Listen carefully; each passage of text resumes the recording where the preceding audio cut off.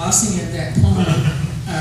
Yes, we were visiting on the way to Laredo to a library festival, and we intended to go have a rest stop in Hebronville, but somehow we just didn't get to Hebronville, and we didn't realize how remote it was out there. So Miranda City, David said, "Oh, we'll find a restaurant in Miranda City," and we didn't. But we found a city park, and it was pretty bleak. Yeah, we'll just leave you to fill in the blank. Try to avoid going to Miranda City if you can. Go to the bathroom before you get there. Yeah, Dave says, "Go to the bathroom before you get there." I feel a little funny getting up here after that marvelous poetry. It's so elevated and so wonderful and so of a different time. Thank you, Dave, for that. I thought since we had a number of poets here tonight that I'd read a little bit sort of in poetry that I don't get to read too much to general audiences. And this is one called the Self-Help Manual for Poets. There are 3 little parts to it. One, if you're a confessional poet, this is what you need to do. Grasp the front flaps of yourself firmly.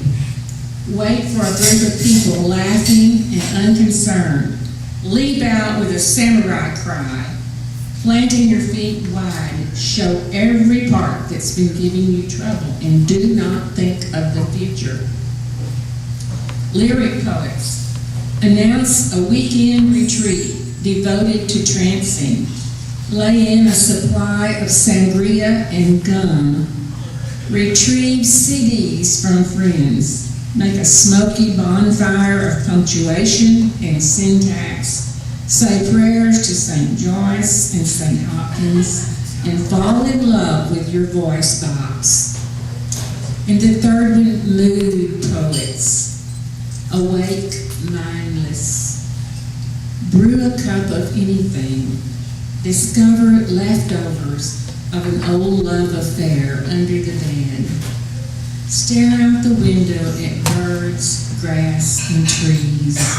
Begin the poem, "Today I must write a poem." In the poem, "I know not why the rain falls."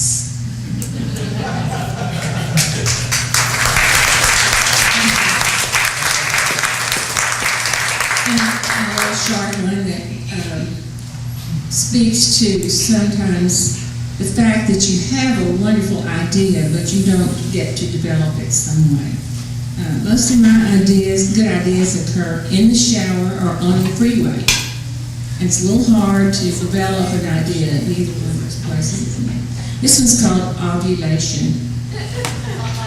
An idea maturing late last month floated toward the heart. It sent small stabbing signals, gave a slight fever and a certain sense of desire. Finding not a thing along the way to couple with and bloom, nor any alternate openings or staying powers, it gave up. Next morning, it was gone by way of a schedule.